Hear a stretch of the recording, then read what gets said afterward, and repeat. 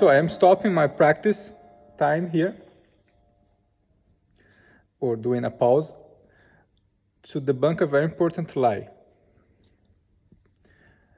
People always speak in the sense of what the lazy musicians want to hear. So that most of the content out there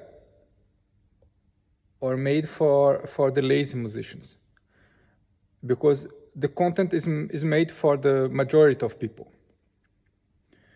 Many creators will not have the balls to do the content for a small group of people, and it's more or less what I am doing. So what happens is that many people, they will try to give you the idea that there are some shortcuts to have fun as a musician and as a composer. But in reality, this is a very, very important lie to debunk, because it will make just things worse. The person who is less skilled has less fun. So if you always do less and less and less, then you come to the point where the only things that you can do is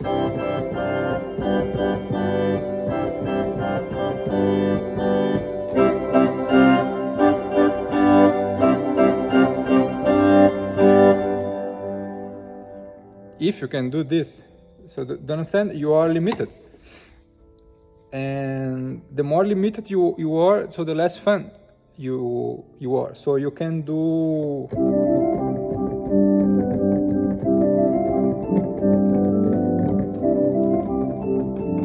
another thing. So this is a so very, very obvious a concept. So the more you invest a time in music and in composition, the more fun you have also with it. So it is a win-win situation. Important is to not invest time in the wrong manner. So there is also this issue of investing time in a wrong way of practicing things, or like lying to yourself that you are getting forward, but you are not, just because you are wasting time on something. There is also this part, but here the basic things is that if you only search for the shortcut, you might have less fun. Okay, so if your idea is to be happy with music, you have to understand that the more time you invest, so the more fun you get. So I was start to learn a piece here. So the 3 first days, it was really, really bad and annoying, and then in the 4th day I am already having fun with this piece of music. And the same is with sight reading. So if you can't sight read at the start, it's a pain. But the more you invest time on it, so the more you discover interesting things. I was reading here, for example, the Kabalevsky, and I was having fun with it. So I had more fun with music because I was able to in 5 minutes have an idea of how is this music made. So it's a very important thing to understand. So the majority of the creators out there, they will do content for the majority of musicians, and the majority of musicians, they are lazy musicians. Otherwise, they would not be successful.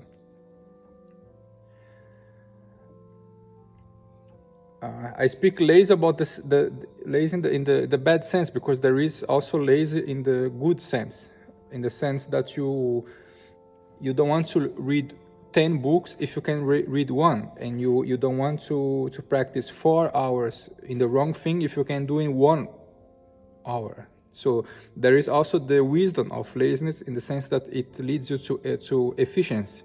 But I'm not speaking about this. I'm speaking about straightforward laziness. So I'm speaking about you being a professional of the music industry for 20 years, and you still can identify a chord, do you understand, in the sheet music, and call it by the name. So then, I mean, a basic situation like here, that you know that there is a ninth here going on, and that this is the half diminished chord, and that you know what the half diminished chord means stylistically, and such things. So pay attention on this. So the more you invest time in an efficient way, the outcome is that you also have more fun with music. Not that you are not only more able,